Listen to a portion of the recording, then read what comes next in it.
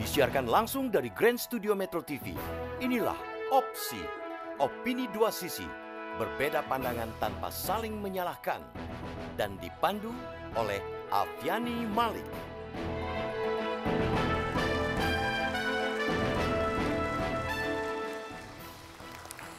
Selamat malam pemirsa dan para penonton di rumah.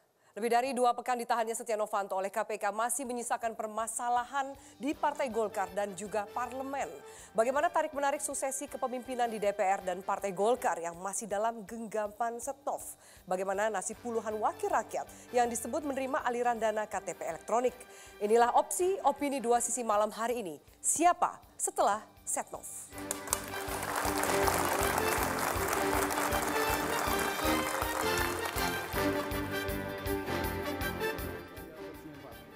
Sebagai Ketua DPR, saya bersumpah tidak bisa lagi untuk melaksanakan tugas-tugasnya sebagai Ketua.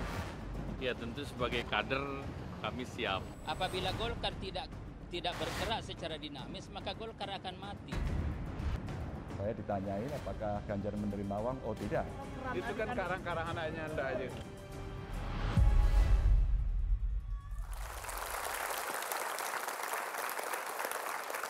Pemirsa, untuk mengulasnya sudah hadir mantan Ketua DPR Marzuki Ali. Mantan Komisioner KPK M. Yasin. Politikus Partai Golkar Yoris Raweyai. Dan pakar hukum pidana Asep Iwan Iriawan. Selamat malam Bapak-Bapak, terima kasih sudah hadir di opini dua sisi. Baik, pertama saya akan tanya dulu ke Bang Yoris di sini. Bang Yoris, bicara dulu soal Golkar sebelum kita bicara soal IKTP dan lain-lain. Hari ini Golkar apa kabar? Setnov dikabarkan sudah legowo untuk mundur, apakah betul? Kalau tidak mau mundur harus dimundurkan. Apa pesannya? Maksudnya apa itu? Kalau tidak mau mundur berarti belum mau mundur sampai saat ini. Itu bukan begini. Ini masalah ini kan kita harus berpikir tentang bagaimana keselamatan institusi ini. Kemudian kita melihat baru kita bicara tentang ego pribadi. Masalah IKTP ini kan bukan masalah institusi, bukan Golkar, ingat. Setia Novanto secara pribadi yang melakukan dugaan korupsi. Bukan dugaan, udah pasti kah? Kenapa mesti dugaan-dugaan?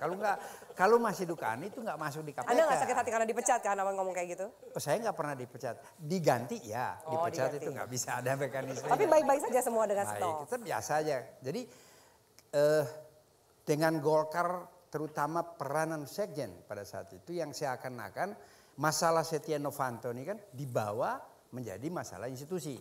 Itulah kita mengalami penurunan elektabilitas yang dari waktu ke waktu tidak bisa terhindari. Kemudian DPP memutuskan untuk korbit kajian strategis dan korbit Polhukam untuk melakukan kajian. Mengapa ada penurunan itu dan strategi-strategi apa untuk membuat satu branding yang baru untuk bagaimana meningkatkan elektabilitas kita. Nah itulah yang berproses, tetapi karena ada di dalam lingkungan yang sudah konspirasi dengan masalah ini karena masalah IKTP ini kan 2011 ya, Pak Marzuki bukan barang baru, mulai dirancang sehingga ada upaya untuk mempertahankan sehingga terbelah dua faksi di Golkar ini. Ada yang mau melindungi korupsi dan ada yang ingin membersihkan Golkar dan melihat Golkar ini bisa rebound dan ke depan sesuai dengan komitmen politik kita pada. Apakah dua kubu itu diwakilkan oleh dua nama yang akan maju di Munaslup sebagai calon ketum? Saya kira kalau maju di Munaslup itu kan hak masing-masing. Kita lihat 2016 kan ada 6 nama, kemudian 5 tereliminir, 1 yang muncul. Nah sekarang kalau ada Munas lagi silahkan. Kan ada kriteria di kita, kemudian nanti ada panitia yang ditunjuk untuk bisa menyeleksi sesuai dengan itu. Tetapi kondisi ini yang sekarang ini kan bukan kondisi yang normal. Ini kan situasi yang sangat tidak normal untuk Partai Golkar. Oh iya, karena ada kepentingan-kepentingan politik kita harus lihat ke depan, ya kan. Sekarang sudah Desember, 10 Januari sudah mulai penetapan pilkada. Kemudian habis itu penetapan pileg dan pilpres yang berbarengan satu. Nah kalau Golkar tetap mau mempertahankan Novanto seperti yang sekarang ini di dalam tanda kutip didengung, dipertahankan dan lain sebagainya, apakah kita mau biarkan Golkar ini terjerumus sehingga bisa menjadi ormas? Ini kan jadi persoalan. Oke, baik. Bayar tahan dulu di situ. Dan sebelum Anda katakan tadi itu tidak normal, ini tidak normal untuk Partai Golkar. Anda sebagai juga mantan ketua DPR melihat ini juga tidak normal untuk sebuah lembaga tinggi mewakili masyarakat ini. Mewakili rakyat, rumah rakyat. Mahkamah Kehormatan Dewan itu yang bekerja. Itu yang menyelamatkan muka DPR. MKD-nya nunggu pra-peradilan, nunggu suara dari fraksi, Pak. MKD itu bersidang manakala ada isu-isu yang membuat image citra DPR itu terperosok lah, terjerumus atau terdegradasi. Nah, pada saat itulah MKD melaksanakan sidang untuk memutuskan apakah ini dibiarkan ataukah ini ya harus diambil tindakan, diberikan sanksi sesuai dengan aturan tata tertib yang diatur oleh Dewan. Nah, itu yang harus dilakukan. Tapi kan belum dilakukan, Pak. Tapi ya sekali lagi, ini ada kekuatan kita nggak ngerti ya. Kekuatan apa di balik itu. DPR pun terbelah dua. Sama di internal partai juga terbelah dua. Di DPR juga saya perhatikan terbelah dua. Antara yang ingin mengganti dengan yang mempertahankan. Nah, yang mana kuat-kuatan ini tentu ya tergantung hitung-hitungan dan tergantung bagaimana. Hitung-hitungan apa nih? Duit. Ya, kita tidak mau terlalu jauh. Yang jelas hitung-hitungan kekuatan. Pak Marzuki masih malu-malu nih jawabnya. Oke, Pak Marzuki, sebentar. Saya mohon maaf, saya potong dulu. Kita simak dulu apa tanggapan. Kalau tadi Anda katakan harusnya MKD ya bersidang segera. Jangan sampai kemudian karena persoalan satu orang yang terjerumus satu DPR gitu kan. Kita satu lembaga gitu ya. Oke, kita simak dulu statement dari MKD berikut ini. Yang pertama, kita mengambil kesimpulan bahwa proses yang dilalui oleh Setnov itu beda dengan kasus Papa Minta Saham. Kalau kasus Papa Minta Saham itu ada pelanggaran etik, maka MKD bisa langsung masuk. Nah, sedangkan kasus IKTP itu betul-betul adalah proses hukum yang dalam tata beracara kita itu harus melalui proses dulu, menunggu sampai keputusan hukum itu. Kang Asep, bisa dibedakan gitu satu etik yang ini kan proses hukum, jadi gimana tanggapan Anda sebagai pengamat hukum? Ya sederhana lah, belum tersangka aja mundur ketua DPR, apalagi sudah tersangka nggak mundur, di mana? Malah logikanya terbalik dong. Iya, makanya kebalikan, belum tersangka dulu kan, mundur sebagai ketua DPR. Sekarang sudah jadi tersangka, masa nggak mundur? Yang mana coba? Yang Papa minta itu. Oh ya gitu. nggak biar jelas kan. Iya, makanya kan seaneh gitu. Kenapa tadi yang dikatakan Pak Marzuki harusnya kan udah pelanggaran bukan etis lagi, udah yuridis gitu kan. Cuman persoalannya sekarang KPK ini mau bermain apa enggak gitu kan. Bermain? Nah, ini yuridis kan. Tapi tidak hanya tataran yuridis, harus strategis, harus taktis. Kan yang dilawan ini punya cicis. Loh, tidak hanya etis, tidak hanya politis kok. Yuridis ini sekarang. Ada dua berpantun ini malam-malam ya. Tidak mudah nih aturan mainnya supaya jelas. Ya. Kan boleh diberikan aplaus. Loh, fakta membuktikan kan. Urusannya medis terus kan. Coba kemarin kita lihat. Nah, kalau sekarang KPK tidak main strategis dan taktis, kalah lagi urusannya. Karena apa?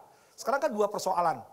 Dia sedang mengajukan pra-peradilan. KUHP mengatur, silahkan. Tapi juga KPK punya kewajiban penyelidikan. Nah, penyidikan sekarang. Ini dua hukum membuat celah untuk itu. Oleh karena itu KPK jangan main-main di sini. Ya jangan tenang aja. Saya kira kalau KPK membiarkan, saya yakin kalah 2-0. Dua kali? Bisa 2 kali. Dulu juga saya katakan sebelum kasih kalah KPK. Kenapa bisa kalah yang ini? KPK seakan-akan lebih ada etisnya, ada politisnya, ada teknisnya, ada cicisnya. Tadi yang bilang duit kan, saya katakan cicis aja sudah paling gampang kan. Udahlah, ini jagonya ini, guru saya ini, saya tahu lah gitu kan. Nah sekarang oleh karena itu, sekarang saya katakan, hukum mengatur KUHP ya, saya sebutlah pasalnya, nanti tanyain dasar hukumnya, 110, 139, 140. Di situ dikatakan, kalau penyidikan telah lengkap, wajib, apalagi hukumnya wajib, kalau enggak haram kan, wajib ya, secepatnya ya, serahkan. Jadi kalau KPK sekarang esok lusa sudah lengkap penyidikannya, serahkan ke penuntut umum sudah lengkap, serahkan ke pengadilan. Nah kalau ini serahkan ke pengadilan, pra-peradilannya gugur. Ya. Nah kalau, ya itu jelas kalimatnya. Di KUHP mengatur, silahkan haknya dia, penyelidikan juga harus percepat, ajas peradilan sederhana, mudah, biaya ringan, percepatan dalam perkara. Nah kalau ini jalan, pasal 82 ayat 1 huruf D. Jikalau pra-peradilan ini belum diputus, berkas sudah diperiksa, sudah masuk, gugur pra-peradilan. Oke. Menyambung Pak Marzuki. Ini udah jelas untuk kasus hukumnya di MKD-nya? Saya kritik itu loh, karena ada penjelasan Wakil Ketua KPK bahwa pemberkasan sudah siap, sudah lengkap, hanya menunggu saksi yang meringankan, katanya. Tetapi kan ini nggak datang-datang, ya kan serahkan saja penuntut umum kan. Istilah saksi yang meringankan di KUHP itu bukan saksi yang meringankan, saksi yang menguntungkan. Kalau dia mengeringankan, kan kalau beli diskon dong, otomatis dia salah minta ringan kan. Yang benar tuh KUHP tuh pasal 65, 116 ayat 3 menguntungkan. Itu terjemahan dari Belanda. Nah kalau ahli hukum sekarang masih menggunakan meringankan, saya nggak tahu dari mana. Tapi pasal 65 mengatakan hak tersangka untuk mengajukan saksi yang meringankan. Tidak ada kewajiban. Karena saksi yang meringankan bisa diperiksa nanti di persidangan. Bayangkan kalau sekarang mengajukan saksi yang meringankan 100, kapan selesai KPK? Tidak ada kewajiban pasal 66 KUHP.